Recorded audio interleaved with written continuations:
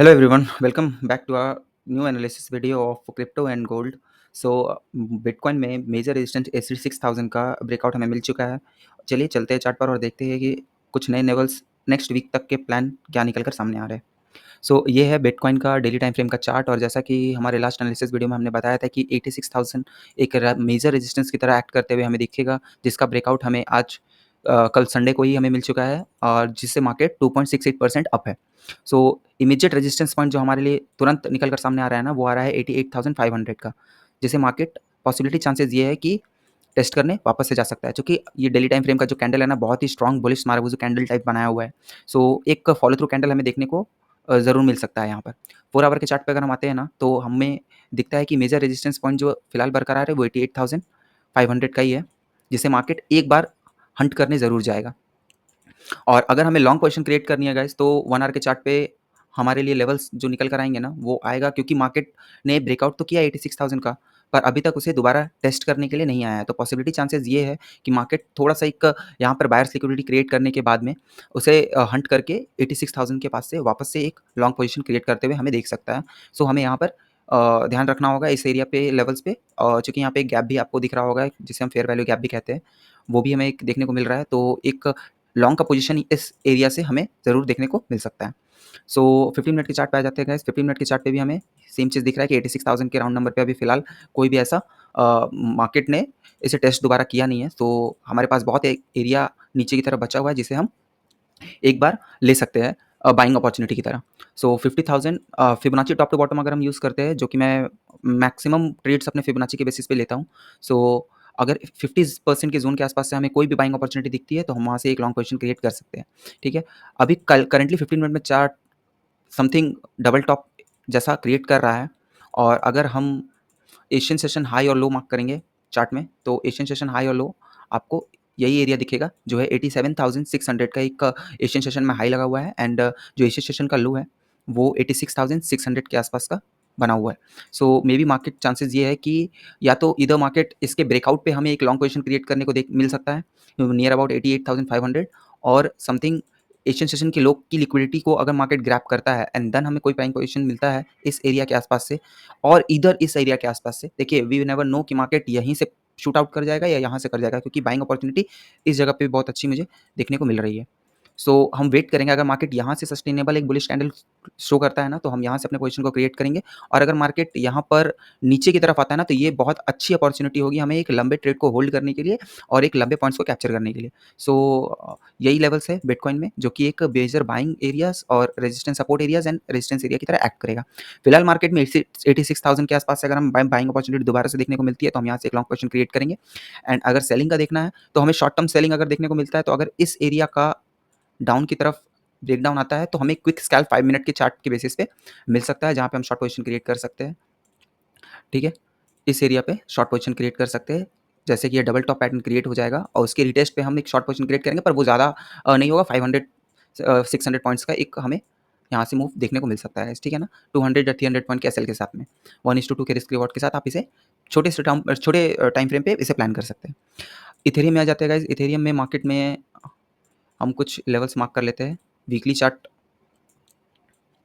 Daily chart का जो resistance point है ना गाइस, वो ये एरिया है, जो कि 1693 के एरिया के आसपास आ रहा है। मार्केट इसे एक बार फिर से टेस्ट करने के लिए ज़रूर जाएगा, ठीक है? और मेजर सपोर्ट एरिया जो बन के हमारे पास आ रहा है ना, वो यही लेवल है 1565 का, जो कि मैंने आपको पिछले वीडियोस में भी बताया हुआ था। मार्केट में 4 आवर के चार्ट पे हमें इस एरिया का अगर ब्रेकआउट आता है गाइस, तो हमें सीधे मार्केट 1833 के आसपास इस एरिया के जो पिछला सपोर्ट एरिया था, जो रेजिस्टेंस में कन्वर्ट हो गया था, उस एरिया की लिक्विडिटी को लेने के लिए मार्केट दोबारा से जाएगा, अगर 1693 के ऊपर मार्केट सस्टेन करता है देन। और फिलहाल मार्केट में अगर इस एरिया का लिक्विडिटी स्वीप हमें देखने को मिलेगा, तो हमें फिर से एक शॉर्ट टर्म ट्रेड मिल जाएगा 15 मिनट या 5 मिनट चार्ट के बेसिस पे। फिलहाल एशियन सेशन हाई और लो हम मार्क कर लेते हैं। एशियन सेशन हाई अगर यहाँ पे दिया हुआ है 1650 का, एंड एशियन सेशन लो जो हमारे पास आया हुआ है, वो आया हुआ है 6083 का। Guys, Asian session, London session और न्यूयॉर्क सेशन की लिक्विडिटी बहुत मैटर करती है इंट्राडे पर्सपेक्टिव से ट्रेड लेने के लिए।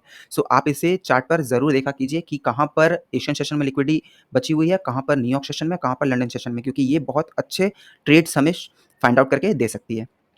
तो आप इसे प्लॉट ज़रूर कर सकते हैं। इंडिकेटर सेक्शन में जाइएगा और आईसीटी किल जोन नाम से एक आपको इंडिकेटर मिल जाएगा, उसे आप प्लॉट कर लीजिएगा गाइस। ठीक है ना? इस तरीके से प्लॉट करने पे आपको यहाँ पर Asian session, New York session, London session का आपको एरिया टाइम्स पता चल जाएगा और वहाँ की लिक्विडिटी आप ईज़िली पहचान सकते हैं। अगर लिक्विडिटी कॉन्सेप्ट आपको अच्छे से पता होगा, तो आप समझ सकते हैं स्विंग हाई और स्विंग लोज़ की लिक्विडिटी क्या होती है।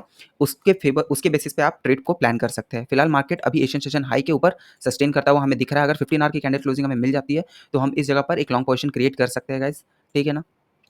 और अगर इसका ब्रेकडाउन हमें नीचे की तरफ मिलता है, तो हम एक शॉर्ट सेलिंग देख सकते हैं, पर उसके लिए हमें एक ब्रेक ऑफ स्ट्रक्चर की ज़रूरत होगी, जो हमें इस एरिया पे मिलेगी 1630 के आसपास। अगर मार्केट इसका ब्रेक ऑफ स्ट्रक्चर क्रिएट करता है, कैंडल क्लोज करता है, देन किसी भी पुल बैक पे हम शॉर्ट कर सकते हैं टुवर्ड्स एशियन सेशन लो के तक के लिए, ठीक है। गोल्ड पे चलते हैं गाइस, गोल्ड को देख लेते हैं एक बार। गोल्ड भी बहुत बुलिश है गाइस, और इसने अपने पिछले रेजिस्टेंस को भी ब्रेक करते हुए एक न्यू हाई क्रिएट कर दिया है, जो मार्केट में अभी फिलहाल के लिए 3389 का एक हाई इसने क्रिएट प्लॉट किया हुआ है गाइस, ठीक है। तो अभी फिलहाल जो भी एरियाज हमारे लिए एक्ट करेगा ना, वो ये पूरा area as a buying zone हमारे लिए एक्ट करेगा। 3385 का जो रेंज है, ठीक है। इसने इसका एशियन सेशन का हाई इसने ब्रेकआउट किया हुआ है, जिसे टेस्ट किया नहीं है मार्केट ने। अगर मार्केट इसे सस्टेन करता है, तो हम यहाँ से एक लॉन्ग अपॉर्चुनिटी 83,085 से क्रिएट कर सकते हैं 1:2 के रिस्क रिवॉर्ड के साथ में, ठीक है। अगर इसका ब्रेकडाउन नीचे की तरफ आता है, तो हम इसे शॉर्टिंग अपॉर्चुनिटी भी देख सकते हैं, क्योंकि मार्केट नीचे में बहुत सारे गैप्स क्रिएट करते हुए गया हुआ है। सो नीचे भी हमारे पास एक मेजर सपोर्ट एरिया जो बन के आएगा ना हमारे लिए फिलहाल, वो 3340 के आसपास का एक रेंज होगा, जो हमारे लिए मेजर सपोर्ट एरिया एक्ट करेगा, जिसने पिछले एशियन सेशन, न्यूयॉर्क सेशन और लंदन सेशन की लिक्विडिटी को ग्रैब करते हुए अपसर्ट मूव दिया था। सो ये एरिया हमारे लिए पिक्चर परफेक्ट एक ट्रेड होगा, जहाँ से हम लॉन्ग पोजीशन क्रिएट कर सकते हैं। एक एरिया हमारे पास और निकल के सामने आ रहा है, जो कि है 50% का जोन भी है ये गाइस, ठीक है। एंड देन यूज़ करते हैं। यहाँ पे बहुत सारे गैप्स भी मार्केट छोड़ करके गया हुआ है, जिसे फिल करने मार्केट वापस से आएगा, जो कि 8-9-10 पॉइंट का पिप्स का ये गैप है। सो यस 3355 के आसपास से भी आपको इस पिछले रेजिस्टेंस का एक सस्टेनेबल पार्ट भी देखने को मिल सकता है, कि मार्केट यहाँ सस्टेन कर रहा है कि नहीं। सो आप यहाँ से भी एक लॉन्ग पोजीशन क्रिएट कर सकते हैं। शॉर्टिंग का अपॉर्चुनिटी मैं ज़्यादा प्रेफर नहीं कर रहा हूँ गाइस, क्योंकि मार्केट हर एक टाइम फ्रेम में बुलिश है। सो गोल्ड में हम जब भी कोई पोजीशन क्रिएट करने का सोचेंगे ना गाइस, तो वो हमेशा लॉन्ग पोजीशन ही होगा। सो शॉर्ट अपॉर्चुनिटी को आप ज़्यादा प्रेफर ना करें, क्योंकि उसमें आपको बहुत हल्के मूव मिलेंगे, और रिवर्सल तुरंत उस शॉर्टिंग पोजीशन में जो भी आपका प्रॉफिट चल रहा होगा ना, वो तुरंत रिवर्स होने के चांसेस ज़्यादा रहते हैं। सो क्योंकि देखिए, जब भी मार्केट बुलिश मोमेंटम में होगा ना, तो वो किसे ट्रैप करेगा? वो ज़्यादातर सेलर्स को ट्रैप करता है, और जब भी मार्केट बेरिश डायरेक्शन में होता है ना, तो वो सबसे ज़्यादा ट्रैप किसे करता है? बायर्स को ट्रैप करता है, क्योंकि लिक्विडिटी उसे ज़्यादा बायर्स की मिलती है।